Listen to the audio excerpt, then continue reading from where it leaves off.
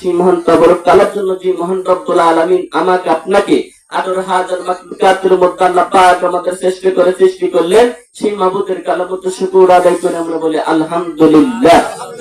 আলহামদুলিল্লাহ। যে নবীকে সৃষ্টি না করলে, যে কায়নাতকে সৃষ্টি না করলে আল্লাহ পাক কোনো কিছু সৃষ্টি করতেন না। সেই নবীর উপর লাখ কোটি দরুদ ও সালাম। সবাই বলি সাল্লাল্লাহু আলাইহি ওয়াসাল্লাম। সম্মানিত মুসল্লি কেরাম, অনেক মুসলমান ভাইরা আছে দুনিয়ার কাজে ব্যস্ত আছে, গান বাজনার মধ্যে ব্যস্ত আছে। আল্লাহ রাব্বুল আলামিন আমাদেরকে সাদাই বাছাই করে মনোনীত করে তথা এমন একটি জায়গায় আল্লাহর নবী জনাব মুহাম্মদুর রাসূলুল্লাহ সাল্লাল্লাহু আলাইহি সাল্লাম এটাকে জান্নাত বলে আখ্যায়িত করেছেন। সেই জান্নাতের মধ্যে আমাদের সুস্থ অবস্থায় বসার তৌফিক দিলেন। সেই আল্লাহ পাকের শুকরিয়া আমরা আদায় করি, আমরা বলি আলহামদুলিল্লাহ। সম্মানিত মুসল্লি কেরাম, আমরা জিকির করলাম, ভালো লাগলো না খারাপ লাগলো? যদি খারাপ লেগে থাকে তাহলে বুঝতে হবে ভিতরে ভেজাল আছে। ভিতরে কি আছে? ভিতরে ভেজাল আছে। নবীজি বলছেন নদী আছে, নদীর যদি পানি না থাকে নদীর কোনো দাম আছে? কথা কয় না। এই নদীর দাম আছে? নদীর কোনো দাম নাই। গাছ আছে, গাছের যদি ফল না আসে গাছের কোনো দাম আছে? দাম নাই। মানুষ পাতে যদি আল্লাহর ভয়, যদি আল্লাহর জিকির যে মানুষের মধ্যে নাই, ও ব্যক্তি মানুষ কি গান হবে? কি হবে না? জন্য আমার ভাই ও বাবাজিরা, আল্লাহ একজন আছে, সে আল্লাহর জিকির করতে হবে। আপনার কলবের মধ্যে আল্লাহকে বসাইতে হবে। কথা বলেন ঠিক কিনা? এই জায়গায় যদি মিস্টার ইবলিসকে বসা রাখেন, ওর কাজ হলো শয়তানি করা। কথা বলেন ঠিক কিনা? এই জায়গায় কাকে বসাইতে হবে? আল্লাহকে বসাইতে হবে। এই জন্য এই জায়গায় মিস্টার ইবলিসকে যদি বসা রাখেন, আপনার কাজ কর্মই হবে ফেরাউন, অর্থাৎ অধমের মতন। কথা বলেন ঠিক কিনা? আজকে চাই চলেন দেখেন, একেবারে জিবরাইলের মতন দেখা যায় কাজকর্ম করে কি ফেরাউন। কথা বলেন ঠিক কিনা? মানে কথা বলেন নবীদের মতো, কিন্তু কাজকর্ম করে ফেরাউনের মতো। এরকম আছে না? অবশ্যই আমার এই নদী পাড়া নাই, নুনপুর নাই, নরসিংহ পাড়া নাই, শুকলাই নেই, শুকলাট নাই, অন্য গ্রামে আছে।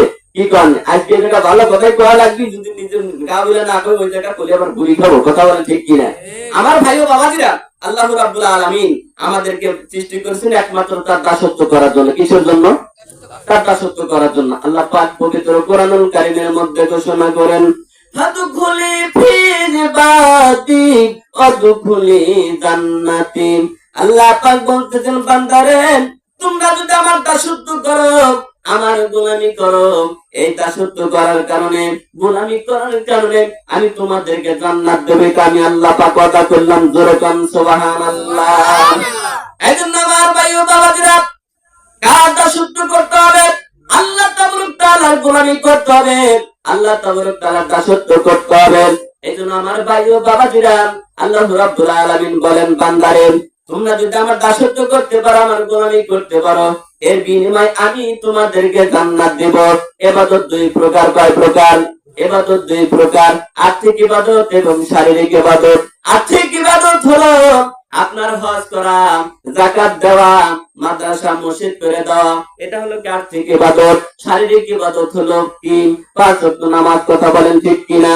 আমার ভাই ও বাবাজিরা, এই 5 ওয়াক্ত নামাজ আমরা পড়ি কি? এই কথা কয় না।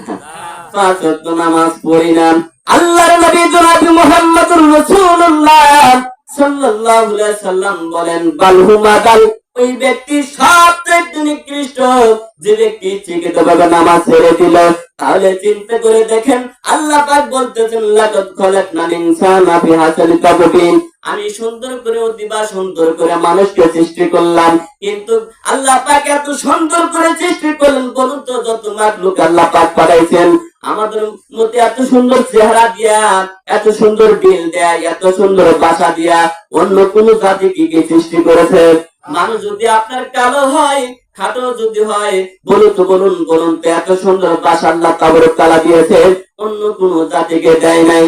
এইজন্য আল্লাহ পাক বলতেছেন, আমি সুন্দর করে লাকাদ খালাকনাল ইনসানা ফি হাসানি তাকওয়িম, আমি মানুষকে অতিবা সুন্দর করে সৃষ্টি করলাম। এই মানুষটা হয়ে যায় সবচেয়ে নিকৃষ্ট যখন মানুষ ইচ্ছাকৃতভাবে নামাজ ছেড়ে দিল। আমরা নামাজ ছেড়ে দেই কি দেই না? হ্যাঁ, নামাজ ছেড়ে দেই কি দেই না? অবশ্য আমরা একটু কমই দেই, ওই দিকে বেশি। কথা বলেন ঠিক কিনা? আমরা একেবারে আযান দিলে মসজিদে চলে যাই, নাকি কোন? আমার ভাই ও বাবাজিরা, তাহলে শ্রেষ্ঠ হতে হলে আল্লাহ তাবারক তাআলা যা আদেশ করলেন সেটা পালন করতে হবে, আল্লাহ যা নিষেধ করলেন সেটাও কিন্তু পালন করতে হবে। কথা বলেন ঠিক কিনা? এইজন্য সর্বপ্রথম আমি বলেছি আমার ভাই ও বাবাজিরা, তাহলে আল্লাহ পাক বলতেছেন আমার যদি পেতে চাও কাকে বেশি ভালোবাসতে হবে? হ্যাঁ, এই কথা বোঝে না।